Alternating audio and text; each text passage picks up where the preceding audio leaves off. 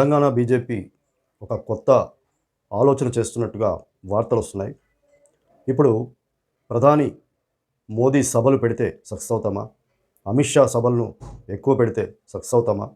ఒకవేళ సక్సెస్ అయినట్టయితే అసెంబ్లీ ఎన్నికల్లో మరి అలాగే పెట్టాం కదా! ఎందుకు సక్సెస్ కాలేకపోయాం? ఎందుకు బోల్తా పడ్డాం?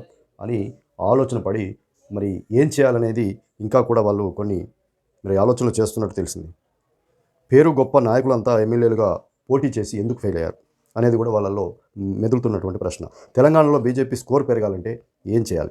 ఈ విషయం నేతల్లో మల్లగుల్లాలు పడుతున్నారు. అసెంబ్లీ ఎన్నికల్లో ఓటమికి కారణంగా క్షేత్రస్థాయి రాజకీయంపై పార్టీ దృష్టి పెట్టకపోవడమేనని తేల్చి చెప్పారు బీజేపీ నేతలు. బడా నేతల మీటింగులు, రోడ్ షోలు చూసుకొని మురిసిపోయారు, కానీ క్షేత్రస్థాయిలో పరిస్థితులు ఎలా ఉన్నాయనే విషయాన్ని అంచనా వేయలేకపోయారనేది ఇప్పుడు అర్థమవుతున్నటువంటి విషయం. అదే సమయంలో అధికార పార్టీపై ఉన్న వ్యతిరేకత ఓట్ల రూపంలో కేవలం కాంగ్రెస్కి మాత్రమే ట్రాన్స్ఫర్ అవ్వడానికి బీజేపీ డీల్ అవ్వడానికి మరి కారణాలేంటి? ఉప ఎన్నికల్లో సత్తా చూపిన ఆ పార్టీ అసలు ఎన్నికల్లో ఎందుకు బోల్తా పడింది? ఇవన్నీ తెలంగాణ బీజేపీలో అంతర్మదనంగా వేసుకుంటున్నటువంటి ప్రశ్నలు. అసెంబ్లీ ఎన్నికల కంటే పార్లమెంట్ ఎన్నికల్లో మెరుగైన ఫలితాలు సాధించడం తెలంగాణలో బీజేపీ టార్గెట్. అందుకే ఈసారి వలస నేతలకు కూడా పెద్దపీట వేశారు. విజయమే లక్ష్యంగా ముందుకెళ్తున్నారు. అసెంబ్లీ ఎన్నికల్లో జరిగిన తప్పులు ఇప్పుడు రిపీట్ కాకూడదనే ఉద్దేశంతో కార్యాచరణను సిద్ధం చేస్తున్నారట.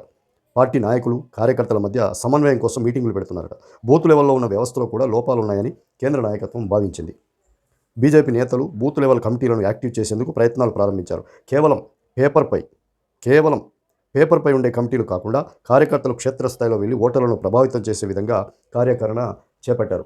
కేంద్ర నాయకత్వం అనుకుంటున్నట్టు నిజంగా చాలామంది సీనియర్ నాయకులు 40 ఏళ్ల నుంచి ఉంటున్నామని చెప్పే బీజేపీ నాయకులు నిజంగా కూడా ఆయా నియోజకవర్గాల్లో పేపర్ మీద వాళ్లకు నచ్చిన వాళ్ళ అనుచర గణాన్ని బూత్ లెవెల్లో వీడు అధ్యక్షుడు, వాడు కన్వీనరు, ఇది అని అసెంబ్లీ స్థాయిలో, పార్లమెంట్ స్థాయిలో ఊరికే పెట్టుకుంటారు. వాళ్ళు ఎలాంటి వర్క్ చేయరు.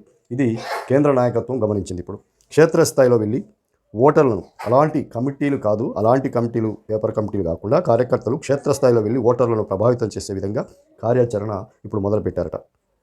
కాల్ సెంటర్ ద్వారా పోలింగ్ బూత్ల కమిటీల కార్యకలాపాల పర్యవేక్షణ జరుగుతోంది.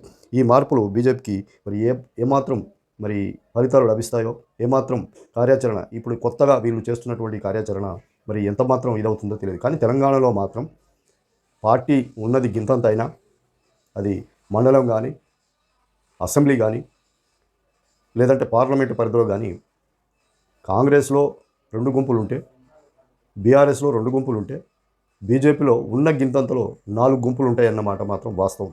ఉన్నా సరే సింబల్ వచ్చేసరికి కూడా మరి వేద్దామని నా అనుచరునికి టికెట్ రాలేదు కాబట్టి వీడిపోయి ఇంకో పార్టీకి వేయటం అనేది కొన్ని నియోజకవర్గాల్లో ఉంది. ఎందుకంటే మొన్న జరిగిన అసెంబ్లీ ఎన్నికల్లో అందరూ 8 మంది కొత్త వాళ్ళే, ఒక్క రాజాసింగ్ తప్ప. మిగతా వాళ్ళందరూ పాత వాళ్ళు, 40 ఏళ్ల నుంచి మేము ఉన్నామని చెప్పే ప్రతి ఒక్కరు కూడా ఓడిపోవడం జరిగింది. ఎన్వీఎస్ఎస్ ప్రభాకర్ గారు, ఖైరతాబాద్ చింతల, మరి చాలామంది అలా ఓడిపోవడం జరిగింది. దాని అర్థం ఏంటి? కొత్త వాళ్ళు ఎప్పుడు ఈయనేనా అని వీళ్ళు వేయకపోవడమా? లేదంటే బండి సంజయ్ తీసేసారు కాబట్టి మేము ఆయన ఉండాల్సి ఉంటే ఆయన ఎందుకు తీసేశారు?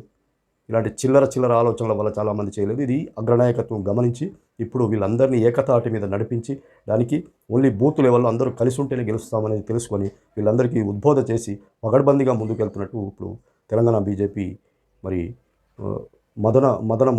మేధో మదనం స్టార్ట్ అయిందనేది చెప్పొచ్చు.